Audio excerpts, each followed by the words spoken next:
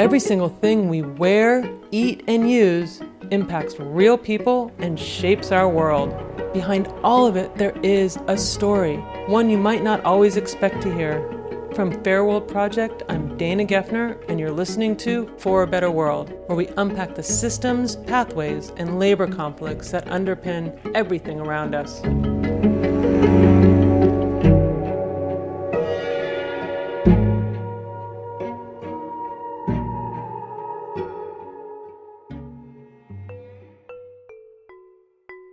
What do you look forward to when you get off work?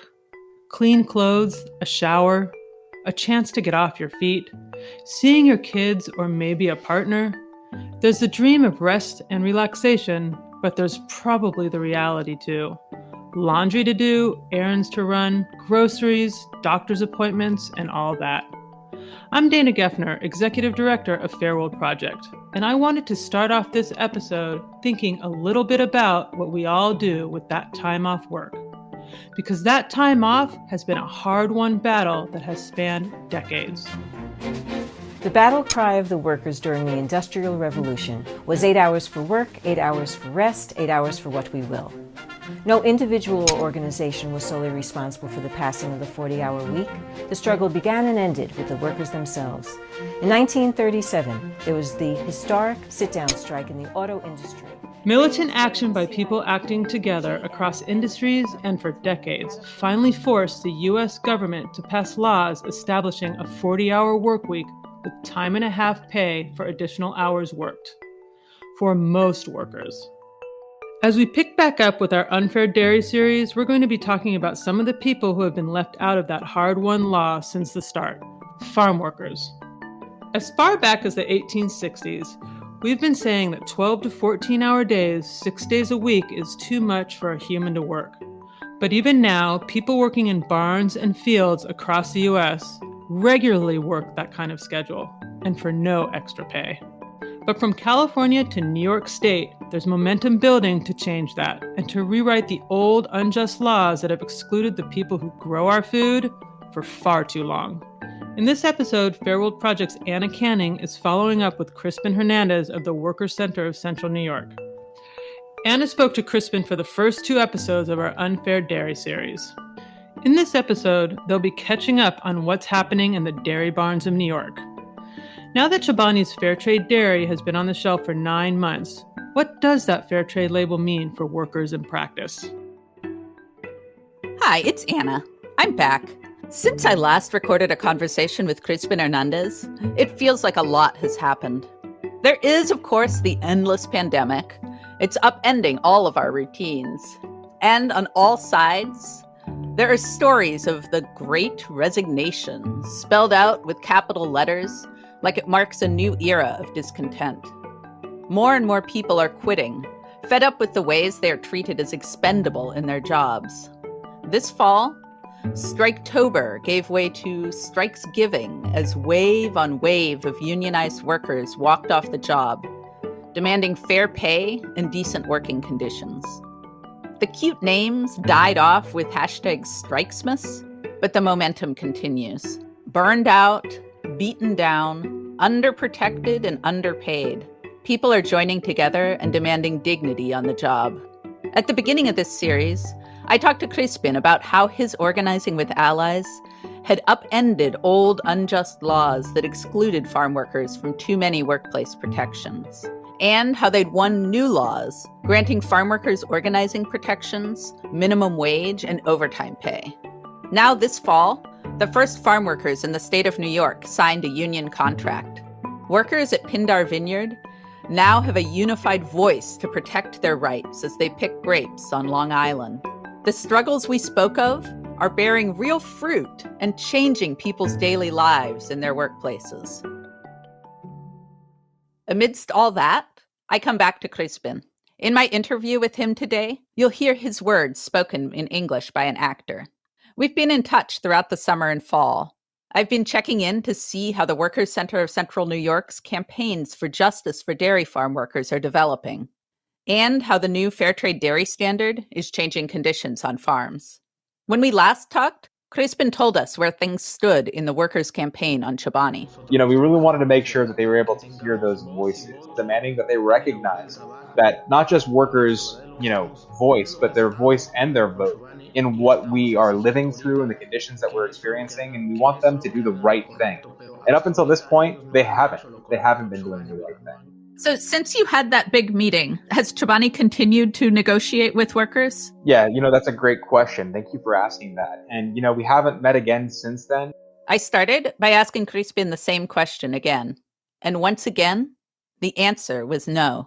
Since that meeting in 2019, Chobani still has not met with workers. There's a steady refrain to what Crispin says. Entonces, lo que queremos es de que realmente Chobani toma la responsabilidad. So what we want is for Chobani to take responsibility to protect the workers.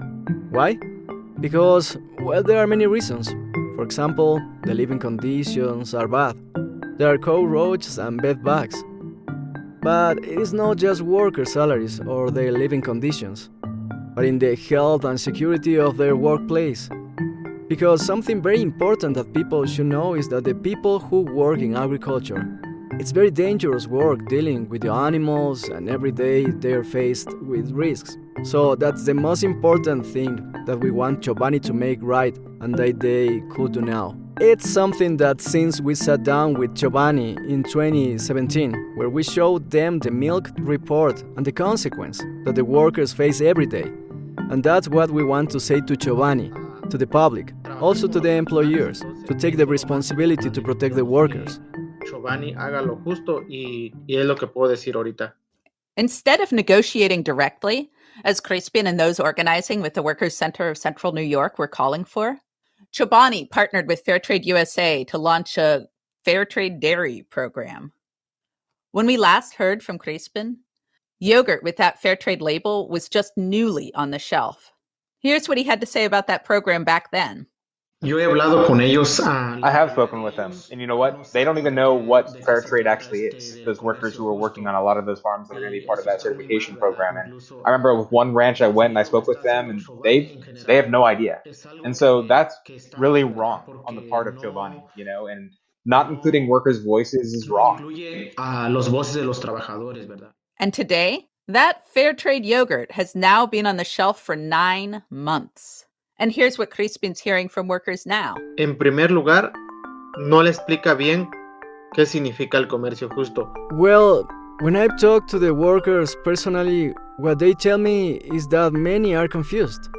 They don't understand what fair trade means. Why?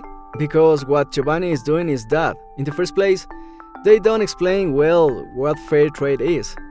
And in the second place, workers are told they are supposed to form a fair trade committee. But the workers don't know how to, and they don't give them this information to form a committee. This fair trade committee that Crispin is talking about is a key part of fair trade certification. And there's a lot of guidelines around just how it's supposed to work. The certifier Fairtrade USA describes the purpose of the committee in their standards. Quote, one way that a standard can drive collective empowerment is through establishing groups that foster communication and collaboration on important issues such as health and safety, community investments, or working conditions. The Fair Trade Committee's main responsibility is to manage the use of the Fair Trade Premium, which is one of the unique aspects of the Fair Trade model. The Fair Trade Premium is an extra sum paid to workers and small producers above the cost of the Fair Trade product. In fair trade, the workers and producers decide together as premium participants how the fair trade premium will be used to meet their individual and collective needs, as well as the needs of their community and environment. They elect a fair trade committee that is responsible for managing, investing, and spending the fair trade premium on behalf of the workers and producers, as well as tracking and informing them about premium projects and premium accounting. These fair trade committees are key to the claims that Fairtrade USA makes that they empower workers. But what Crispin is hearing from workers doesn't sound very empowering. Y segundo lugar es que quieren que forme un comité. Another thing we've heard is that on the farm I mentioned, where the fair trade program has been implemented, There are already people that are part of the committee. But my understanding is that Chobani and managers selected those people. But really, what's happening is that in general they don't explain to the workers, and many are confused and don't even understand what fair trade is. En general no explican a todos los trabajadores y muchos están confundidos y ni siquiera entienden qué significa el comercio justo. For people to build power, first, they have to know what they're participating in and what their rights are. And the part where Chobani and managers selected the people, that's absolutely not how Fairtrade USA is presenting it in the media. In a recent article in Jacobin magazine, Fairtrade USA's producer services manager, Jamie Padilla, said of the Fairtrade committees, quote, "The members are democratically elected by all workers. It's a huge responsibility and, honestly, one of the most empowering things I've seen." That's not what Crispin's hearing from workers, however. And it's also a bit of a misrepresentation of how the process actually works, at least on paper in the standards. Initially, the, quote, certificate holder helps to set up these fair trade committees, guiding their structure to ensure that they're properly representative of the people they're supposed to benefit. There's a handy little flowchart in the standards to show how it's supposed to go. By year one, or before premium money has been spent, premium participants, which means workers in this case, are supposed to have done the following. 1, understand fair trade. 2, elect their fair trade committee. And then write and approve a constitution for that committee. Then they're supposed to conduct a needs assessment and communicate those results. From what Crispin's telling me, it still sounds like things are right at about step 1, or more like step 0, since workers still don't know what fair trade is. Meanwhile, people buying fair trade dairy have been sold a story of worker empowerment since about April of last year. And I'm going to add a little bit here. The workers I talked to told me that they gave them a paper that they have to sign to say they are agree with what Chobani is doing. But in reality, many don't understand it, but many go along and sign because they think their other co-workers have already signed it. And because what Chobani has said is that if you agree, sign this paper. And what this paper means is that they are going to give them some resources. For example, at the end of the last year, they gave them a card for $500 to buy the things they need like boots or their food. This is a serious thing that Crispin's telling me. From his accounting, the workers he's talking to understand that they need to sign a paper, a sort of loyalty agreement, and then they'll get money. Is this a fair trade premium payout? Encouragement to stay quiet and stay away from organizers like Crispin? Since the workers don't even know what fair trade is, it's really hard to get a clear picture. But Crispin is plenty clear. Even if workers need the money, getting a one-time $500 gift card is not the same as dignified work and living conditions. Pero quiero resaltar algo muy importante, como mencioné hace ratito, que... But I want to point out something very important about what I just mentioned. This isn't real change. For example, I had the opportunity to visit workers in their housing that the farmers provide, and there are still cockroaches. And the housing they live in is not a real house. It's not just about cockroaches, though. The most important thing is the conditions in their workplace, what they deal with every day. In the workplace, there are many things that aren't good and many things that should be fixed to make sure accidents aren't happening, and also to address the treatment of the animals. Chobani needs to protect the workers who are working 365 days a year, so Chobani can have milk processed every day. Another of the things that Chobani is doing is offering bottles of water to the workers, and we've heard that they've donated to schools. But all of this is just charity. It helps them reduce their taxes. But this isn't the right thing. We believe that Chobani needs to do the right thing and really listen to all the workers in their supply chain, not just in the dairy industry, but on the other farms that, for example, Chobani buys apples, grapes, strawberries from. So what we're asking Chobani is to listen to us. In 2017, we sat down with them at the table and brought them a memorandum. What we want is that they recognize all the workers in their supply chain. We want the people who are consuming Chobani's products to know this is what is happening with Chobani. What we are asking is for justice for the workers. Since we started releasing episodes, I've gotten questions from people who have listened and been surprised at what they've heard. Chobani has a reputation for being a good company. They talk about their hiring practices, the stock shares to employees. But what's clear is that those considerations don't make it down the supply chain to farm workers. And Chobani's charitable giving is well known. They've donated yogurt to hurricane victims and to refugees. They've given money to community groups. And over the holidays, Chobani's CEO teamed up with Ivanka Trump to do a photo shoot handing out free food boxes. But instead of charity, why not change the conditions that force people to depend on that charity? Last year, Chobani filed an initial public offering.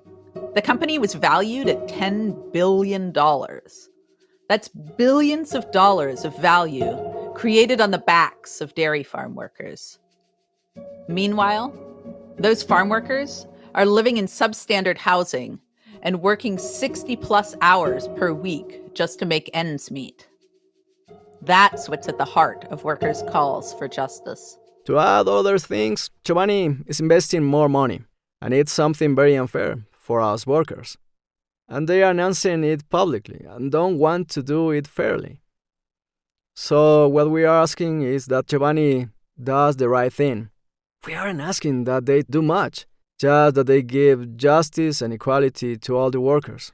Crispin and the Workers' Center of Central New York have been calling for that justice for years now. It's been nearly 5 years since they published their Milked report and delivered it to Chobani's door. And they continue to call for real change, justice that would mean fair livelihoods for the people who milk the cows, not just charity food boxes. Not just fair trade marketing, but dignified work, decent hours, and decent living conditions. Over the past year, I've talked regularly to Crispin and the others that he organizes with about what they're hearing from the people who work in Chobani's supply chain. And as we follow the story of this fair trade program that was developed without the involvement of those most impacted, I've wanted to speak directly to those workers too. Of course, there's a global pandemic going on. I can't just pick up and follow Crispin to visit the farmyards of New York. But it's also more complicated than that. I asked Crispin why it's been so hard to get workers on dairy farms to speak publicly about their experiences in the fair trade program. Muchos de los trabajadores no entienden qué significa este programa de comercio justo. In the first place, many of the workers don't understand what this fair trade program means. And then there are many other barriers as well. In the first place is their legal status. And the other thing is that many workers have fear because the managers intimidate them. I always say that the workers have a voice, but many times the managers get in the way of this. In the first place, they don't tell them their rights. In the second place, they intimidate them. For example, they tell workers, you won't get better salary, better housing. All of this is intimidation and is what the workers live with. But in general, the workers that are working now in the farms where they want to implement the fair trade program, these are the barriers that they are facing. And if the managers are doing this, we could imagine what Chobani is doing. That they are not doing the right thing and explaining what fair trade is. Crispin returns to a theme that runs through our conversation. They have done the research. They've assembled it into a report that represents their demands and their collective voice. Meanwhile, this fair trade program is rolling out without the engagement of the people who are most aware of their rights as workers and most engaged in the struggle to defend those rights. Que Chobani, si realmente quiere hacer un cambio, if Chobani really wants to make a change, then they should contact us, the organizations that are working to educate the workers. And why do I say this? Because now we are living in difficult times and the workers.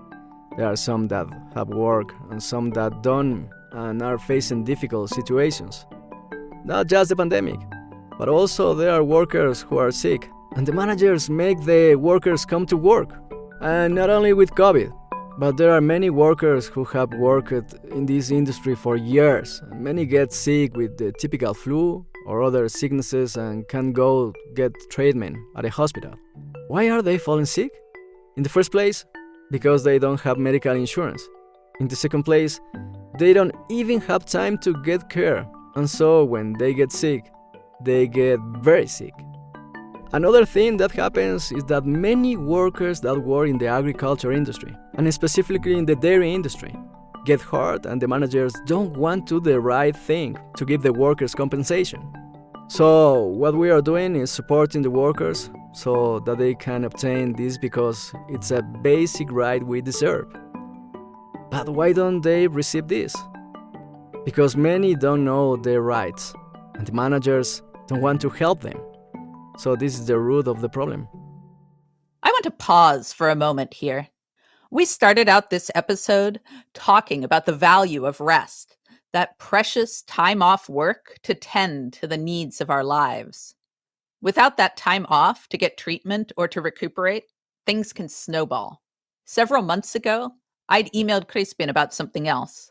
He sent me back a message that drove home just how dire the consequences of overwork and lack of knowledge about their rights can be for workers.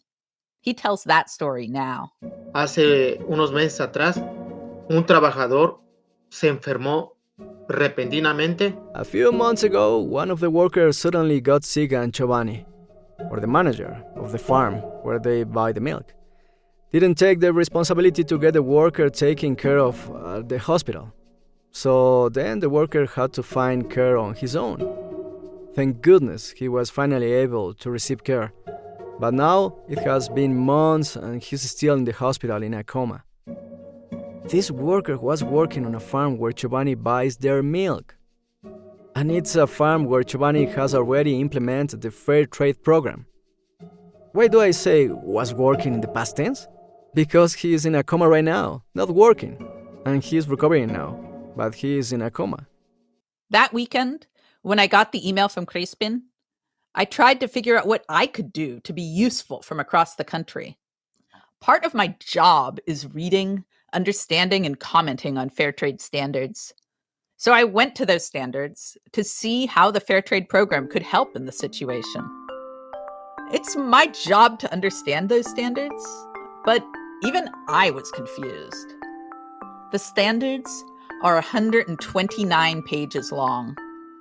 Rows of guidelines laid out in a table with columns and abbreviations noting where they apply and after how long. And that doesn't even include the extra PDFs of guidance that exist on the website. Oh, and about that website, part of the reason that I'm the one on the site is because that navigation is all in English.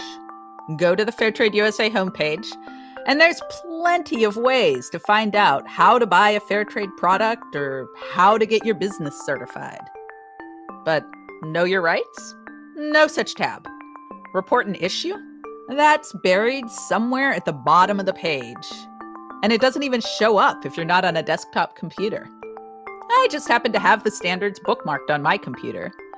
And so that brings us to actually trying to understand how this fair trade program could help this hospitalized worker. What rights does this person have in this scenario? What is supposed to happen?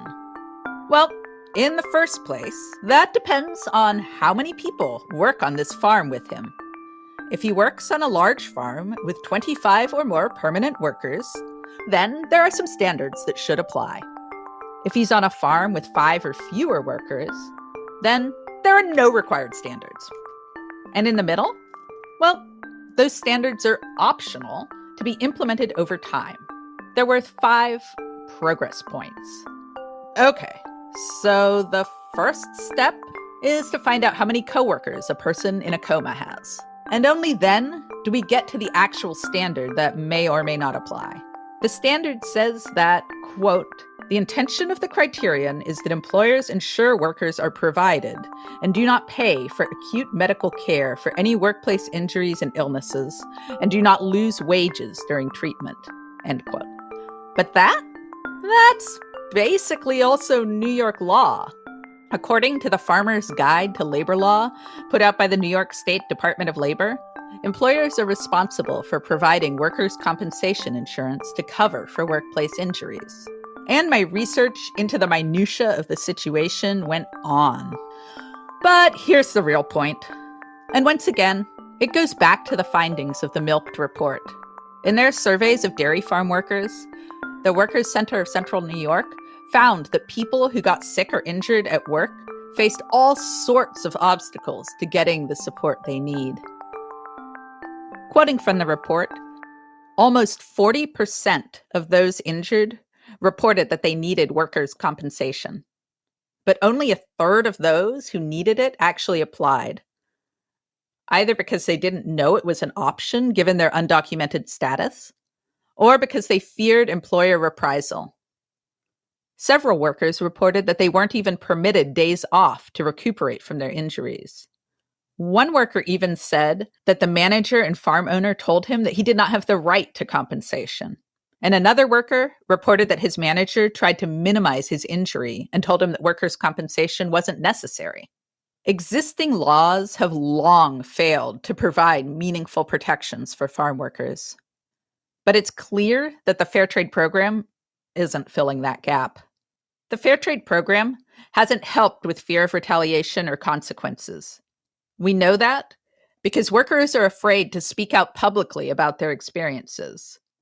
But even if they weren't afraid, many don't even know that they're involved in a fair trade program to begin with, not to mention not knowing what sort of rights or benefits that's supposed to bring.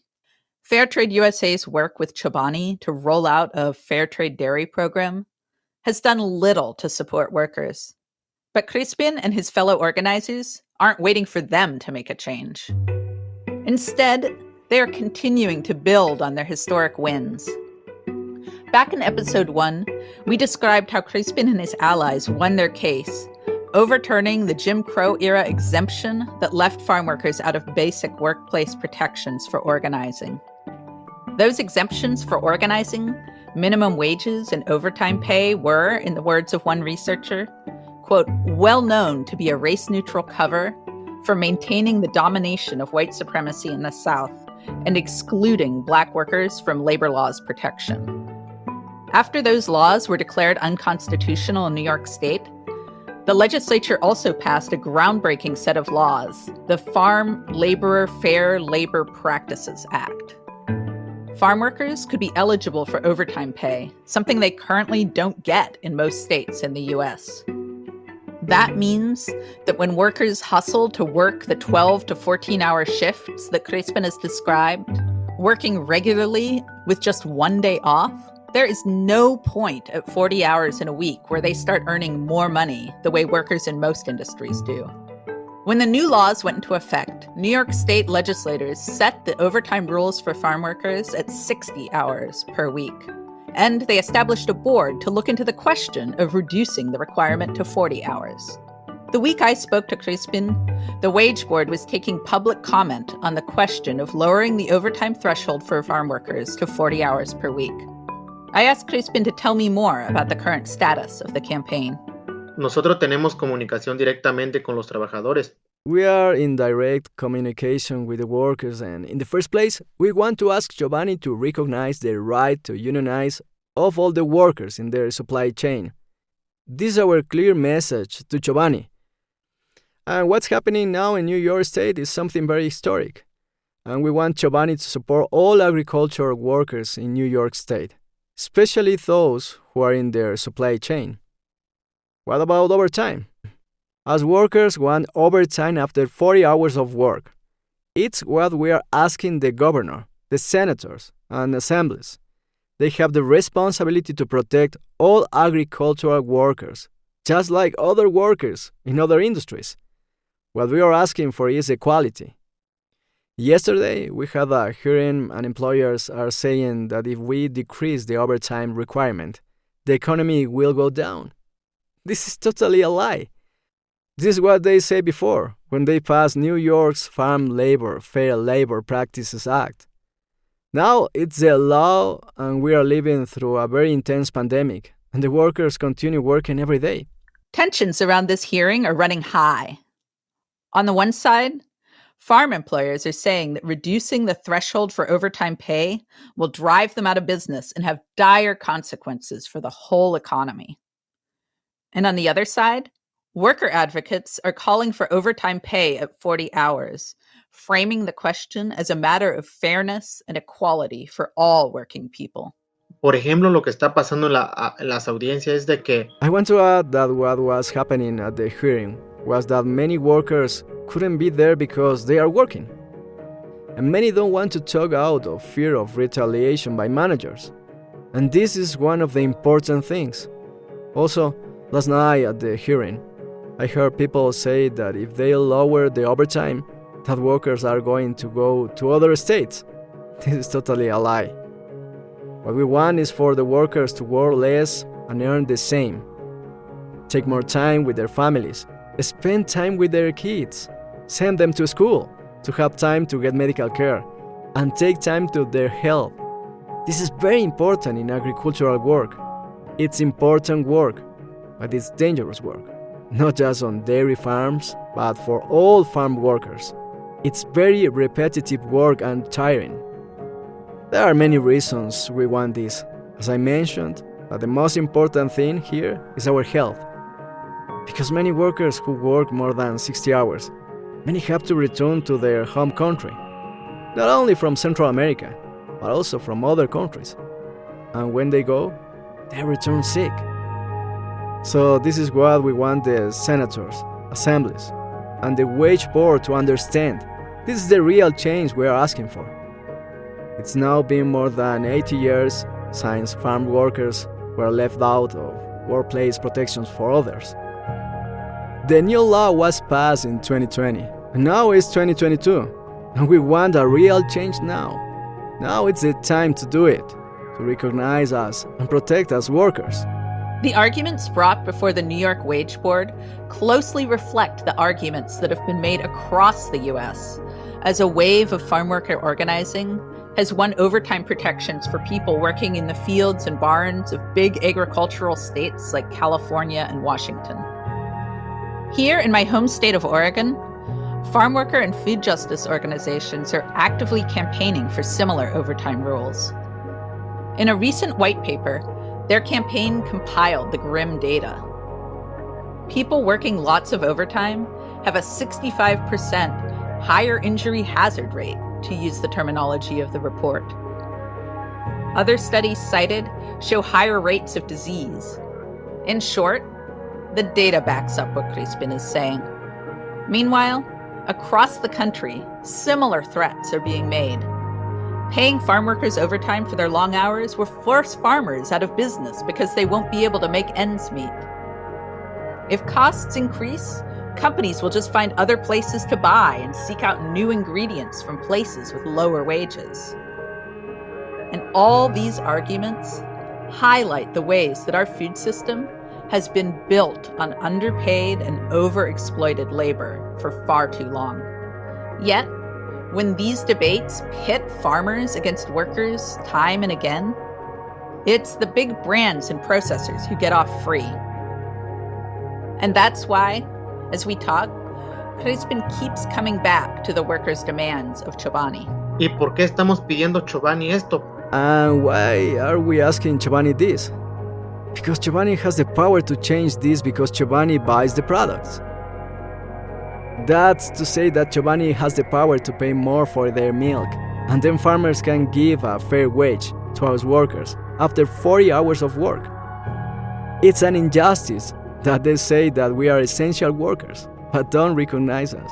For example, it doesn't matter that it's cold outside now. The workers are out there working. Thanks to the workers, there is food on our tables now every day. And thanks to the workers, the companies are growing.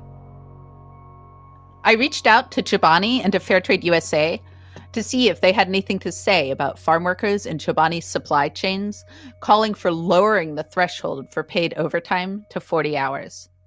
Fairtrade USA's CEO, Paul Rice, sent a short note saying, "Thank you for the opportunity to comment. We are going to wait until a decision is rendered to make a comment." It's useful to note that when they rolled out the Fair Trade Dairy Standard, Fair Trade USA actually increased the standard work week to 60 hours per week for farm workers in the US. As of this recording, Chobani has yet to provide a comment. I asked Crispin how people listening can support their campaign and dairy farm workers' calls for justice. Ellos están comprando este producto sin saber de qué explotación o qué injusticia. Good question. In the first place, as workers are asking for justice, why are we asking for the consumers to support us? Because they are consuming the products without knowing about the injustice and exploitation happening in Chobani's supply chains. Chobani has added the fair trade label and increased the price. But this is unjust. The companies only want more investment, but not to improve the conditions of the workers. That's what we're asking the public. And if you have economic resources, please contact us, and we can see how we could use them. Why am I saying economic resources? It's because we need resources to help support the workers continue their work so that Chobani will listen to what we are asking. It's very important because without them, Chobani isn't going to do anything. And really, we want the support of the public and the other organizations, not just in New York either. What Chobani is doing is unjust at the national level.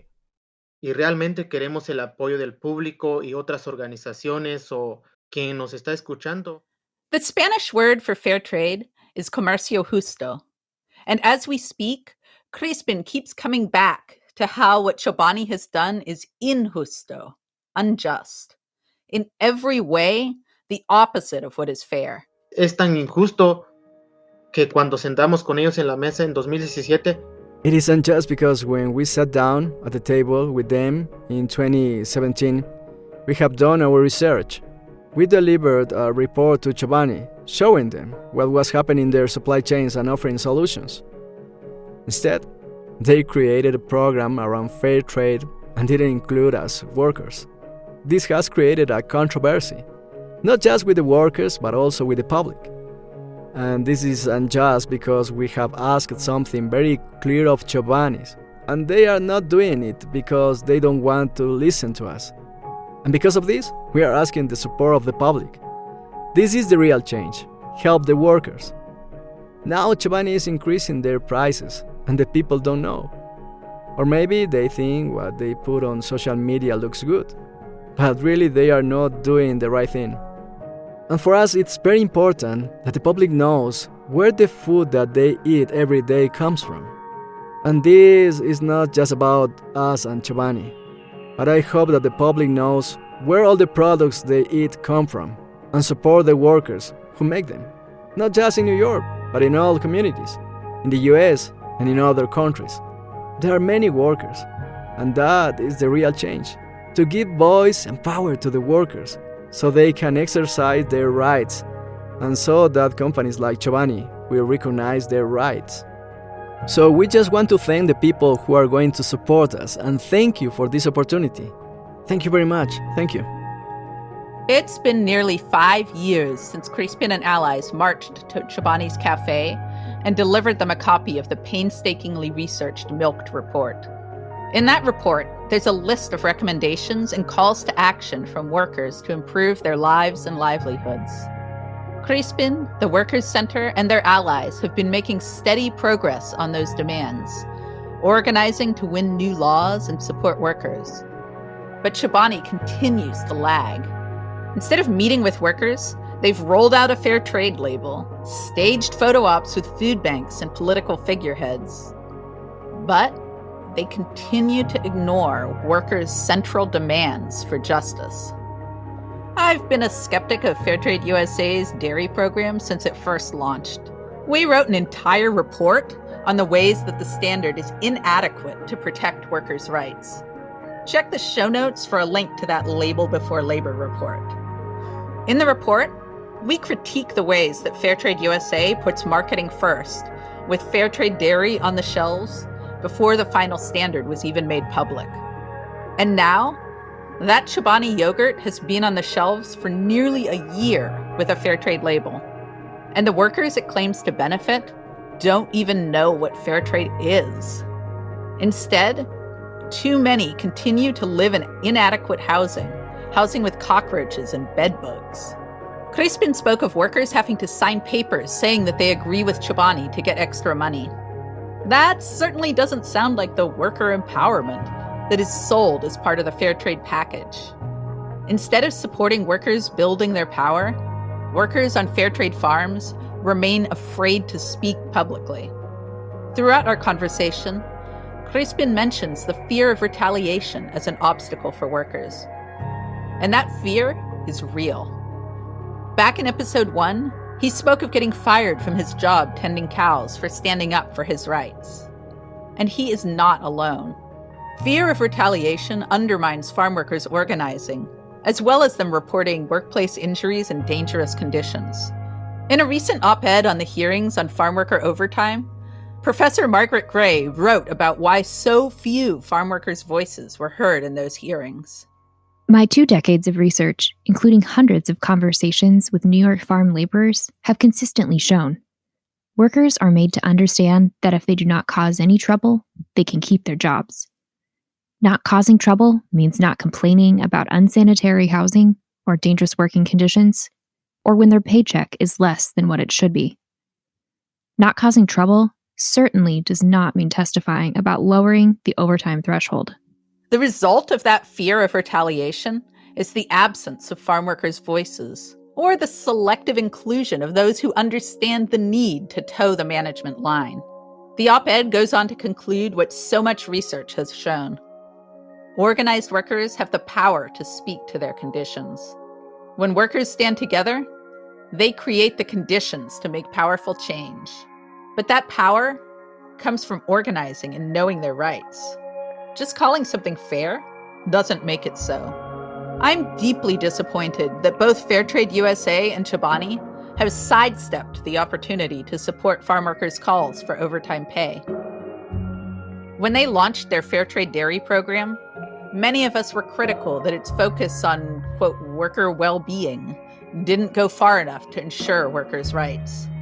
But now, given the chance to support a basic foundation of workers' well-being, extra compensation for extra long days and the time to rest, they are refusing to take a stand.